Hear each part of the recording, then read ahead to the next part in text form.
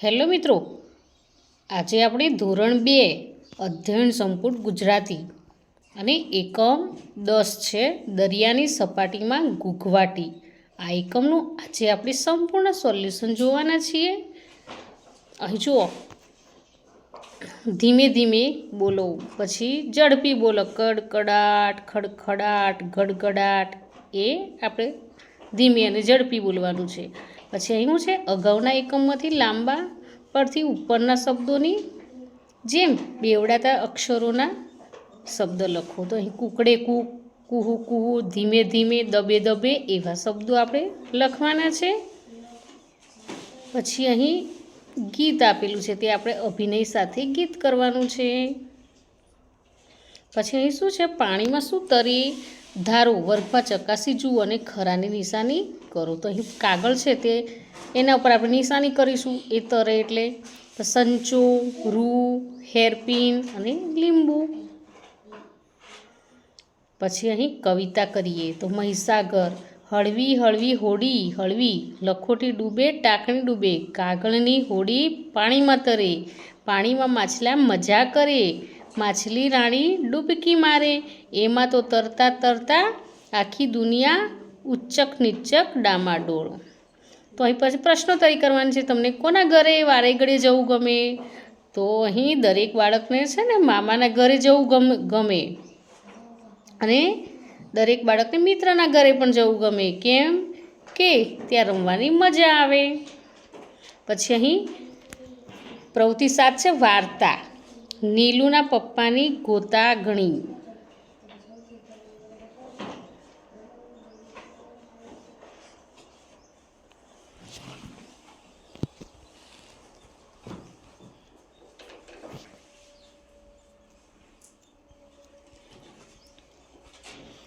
આપણે બાળકોને આ સરસ રીતે વાર્તા કહેવાની છે અને પછી વાતચીત કરતું જવાનું છે વચ્ચે વચ્ચે.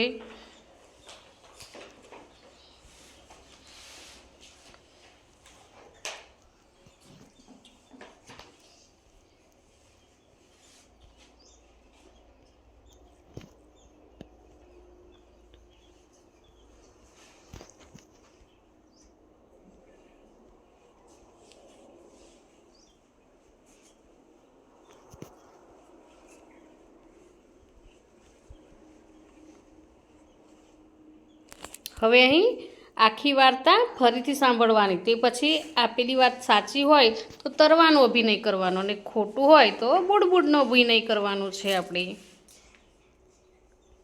પછી અહીં 9 છે યોગ્ય વિકલ્પ સામે ખરું કરો. તો માછલીઘરના રહેવાસીઓએ તે ગંદુ કરવાનું નક્કી કર્યું.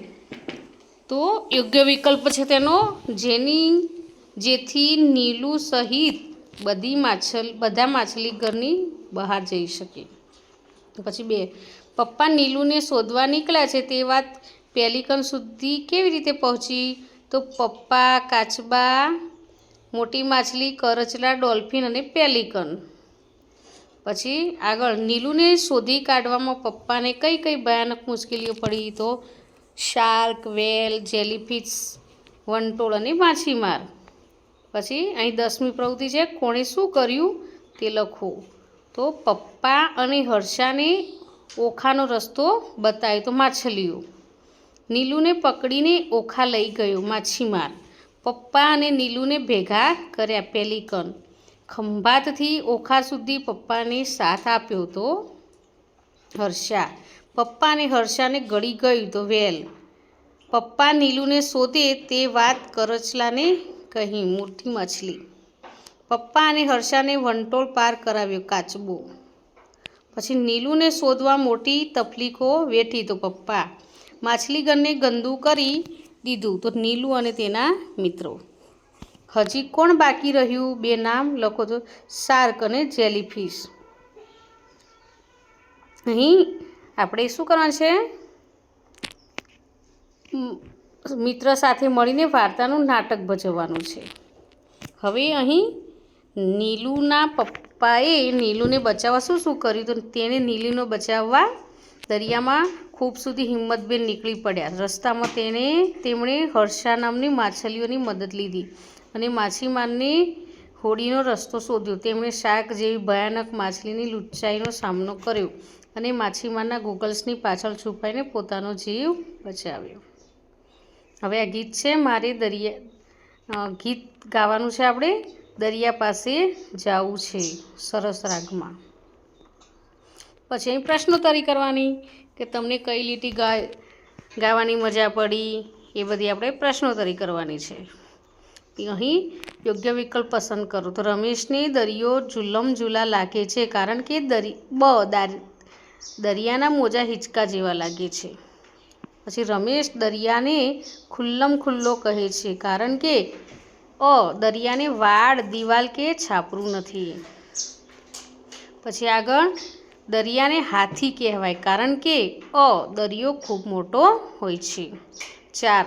રમેશ શું કરે તો તે ગુગવાટી ગૂંટે છે એમ કહેવાય? તો રમેશ સ્લેટમાં ગુગવાટ લખશે. પછી 15મી પ્રવૃત્તિ છે જેમની નીચે લીટી છે તે શબ્દો જવાબ બને એ રીતે પ્રશ્ન બનાવો. તો પહેલાનો પ્રશ્ન બનાવે છે રમેશ કાગળનું શું લઈને દરિયે જશે? દરિયા પાસે પહોંચવા રમેશને કોને ઠેકી જશે? પછી ત્રીજો પ્રશ્ન રમેશનો સાથીદાર કોણ છે? ચોથો પ્રશ્ન દરિયાની સ્લેટમાં રમેશ શું ગૂંટશે? પછી 5મો રમેશને દરિયા પાસે કેમ જવું છે? પછી 6ઠ્ઠો પ્રશ્ન રમેશને દરિયા પાસે જવાની ઈચ્છા કેમ થાય છે? પછી 16 જમણે રીહો તો ડાબા હાથેની, ડાબો રીહો તો જમણા હાથે જોડકા જોડો. ઉદાહરણ જેવા વાક્યો બનાવીને લખવાના. અહીં જોડવાના છે વાક્યો ના ઉદાહરણ જેવા વાક્યો બનાવવાના છે. તો પહેલું છે સાંજે હિંચકા પર ઝુલમ ઝુલાની મજા આવે. રિસેસમાં મેદાનમાં લડાલડ કરતા વાગી જાય. ત્રીજું રમતી વખતે દોડાદોડી કરવાની મજા આવે. ચોથું ગુજરાતીના તાસમાં વર્ગમાં હસાહસ થઈ રહી હતી. પછી આગળ દરરોજ ઘરે કચરો નાખ ન કરાય. ફૂલો સવારે ફળિયામાં ખુલ્લમ ખુલ્લા ખીલ્યા હતા. 7મું રવિવારે પલંગમાં પકડાપકડી રમવાની મજા આવી. હવે 17મી પ્રવૃત્તિ છે રમેશને બદલે તમારે દરિયા પાસે જવું હોય તો તમે શું શું કરો? તો દફતર આઘું. પછી બીજામાં દિવાલને આવશે. પછી આગળ જલ્દી દોડી, સાબુ રૂમાલ સાથે. હવે કવિતા કરવાની છે. ચાંદા ઉપર જાવું છે, દફતર પાટી ફેંકી મારે ચાંદા ઉપર જાવું છે. ધાબુ નળિયું ઠેકી મારે ચાંદા ઉપર જાવું છે. હું ચાંદાનો સાથી મારે ચાંદા ઉપર જવું છે. ચાંદો મારો હાથી, મારો ભાઈબંધ. ચાંદો મારો મિત્ર, ચાંદા ઉપર જવું છે. ચાંદો ઝુલમ ઝુલા અને મારે ચાંદા ઉપર જવું છે. તો અહીં પ્રવૃત્તિ 19 છે. સાંભળો, વાંચો અને લખો. તો અહીં કૃષ્ણ ક્યાં મોટા થયા? તો વૃંદાવનમાં. બલરામનું વાહન કયું? તો બલરામનું વાહન વૃષભ. વૃષભ એટલે આખલો.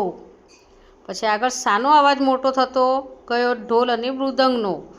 ગીત કોણ ગાતું હતું? તો સૃષ્ટિ. શાના ધબકારા વધી ગયા? તો હૃદયના ધબકારા. તો મિત્રો અહીંયા એકમનો વિડીયો પૂરો થાય છે. જો તમને આ વિડીયો ગમ્યો હોય તો લાઈક, શેર અને સબસ્ક્રાઈબ ચોક્કસથી કરજો. અને હા, જેને જરૂર હોય એને શેર પણ કરજો. બાય.